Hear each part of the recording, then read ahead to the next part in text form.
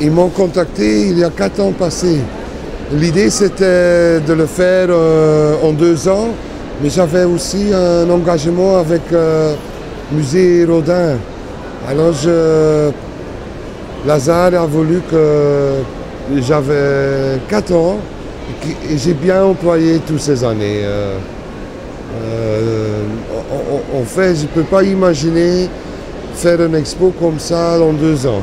Je suis très content en fait, que je devais attendre tellement de temps.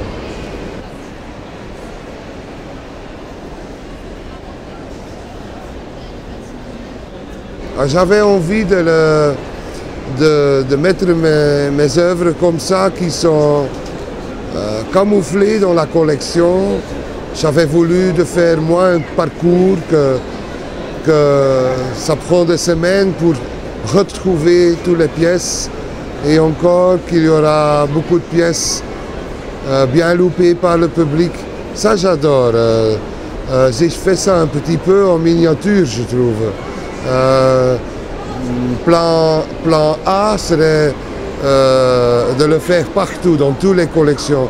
Et c'est surtout les autres objets qui m'intéressent aussi.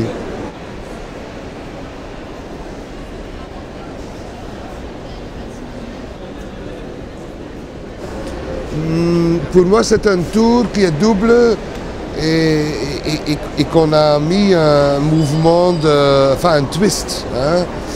Et après, j'ai cherché un titre. Quelquefois, j'ai de chance avec le titre, quelquefois, le titre est moins bien que la pièce. Maintenant, j'avais la pièce déjà et je doutais entre 2 titres, Doner Kebab et Suppositoire. Ce que j'aime bien avec Suppositoire, c'est quelqu'un qui ne parle pas le français trouve ça un très bon titre. Suppositoire, dormitoire, nichoir, c'est très beau comme mot. Et en même temps, on a supposé, tout suppose, un verbe qui... Enfin, on peut imaginer beaucoup de choses avec ça. Et Doner Kebab, c'est peut-être un peu trop discriminatif, ou ça fait rire, mais en même temps peut-être sur le coup d'un certain milieu. Hein? Les gens qui aiment le Doner Kebab. Voilà.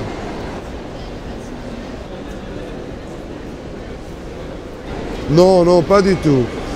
Je suis agnostique.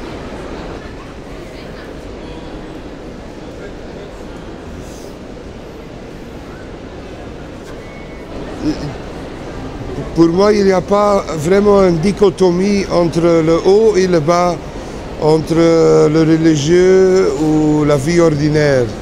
Pour moi, tout ça fait partie de la vie, et une dichotomie, ça c'est plutôt discriminer une chose contre une autre. Je trouve essayer de faire une séparation, une idée assez kitsch. Ce qui n'est jamais kitsch, c'est accepter la vie comme il est, quoi. Kitsch, c'est toujours prétendre une chose qui n'est pas vraie. Et le minimalisme, c'est une sorte de stratégie assez kitsch. Tout doit être propre, tout doit être pas comme la vie. Je crois qu'il y a une tradition en Belgique, Bruegel, Bosch, des artistes qui ont fait de l'art avec un très grand A, mais qui ont utilisé la violence, la banalité, les choses, rendre extraordinaire ce qui est ordinaire. Ça, c'est probablement une spécialité dans la région, avec Magritte aussi. Voilà.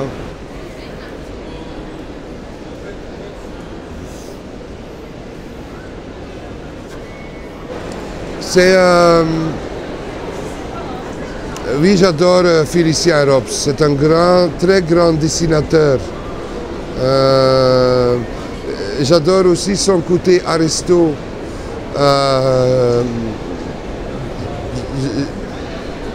Mais c'est un peu par hasard que les deux, on a employé le cochon comme assez important.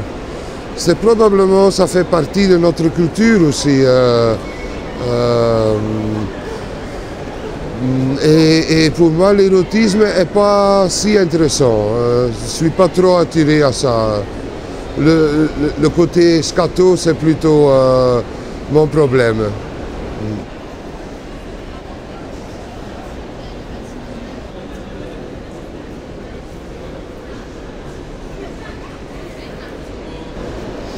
Je crois que l'homme tatoué, c'est plutôt une histoire avec le marché. C'est un jeu avec le marché aussi. Ça pose des autres questions aussi. Avec les cochons, c'est aussi une réflexion sur la peinture, l'histoire de l'art, la biotech, la peinture qui va grandir biologiquement. Mais avec Tim, c'est plutôt rendre le système transparent, le système de marché de l'art. On va le vendre, c'est pas possible. C'est voulu comme un critique vraiment.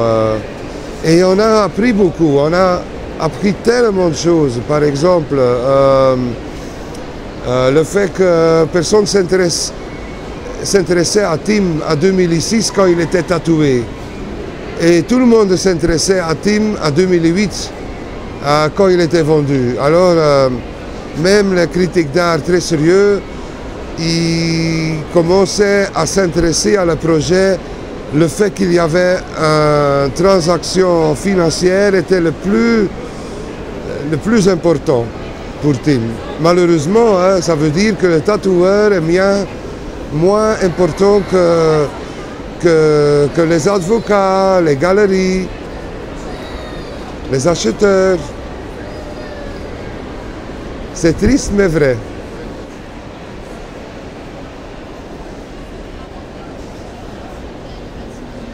Pour l'instant, moi, mais oui, certain, c'est incroyable, c'est féerique, j'adore la France en général.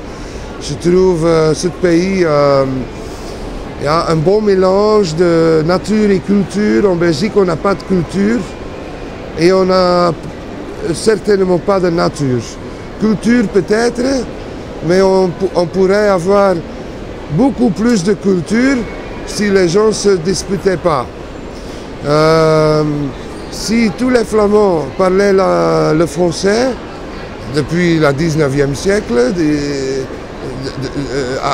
appris de leurs parents, ils pouvaient ajouter une valeur, une contribution énorme dans la littérature française. Par contre, ils sont en train d'écrire, ils sont en train de faire la preuve en flamand et bon, c'est pour personne. Il y a presque personne qui sait lire tous ces chefs-d'œuvre.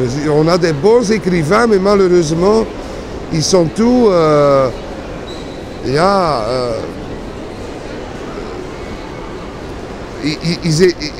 ils n'ont pas fait un bon boulot dans le 19e siècle pour franconiser les gens. Ici, en Normandie, partout en France, ils ont bien franconisé tout le monde. Comme ça, tout le monde sait contribuer à une culture. En Belgique, on n'a que des problèmes, une culture de dispute, une culture de... pas une culture de dialogue. On a une culture de violence nécessaire, institutionnelle. Naturellement, mon rêve, c'est vivre ici. Mais avec le format que je fais, je ne peux pas imaginer faire le même travail ici. Alors je suis un peu victime de mon travail et de mes assistants parce qu'eux, ils sont très très bien.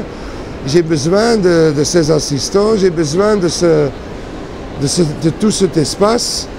Alors je dis chaque année, encore une année, encore une année.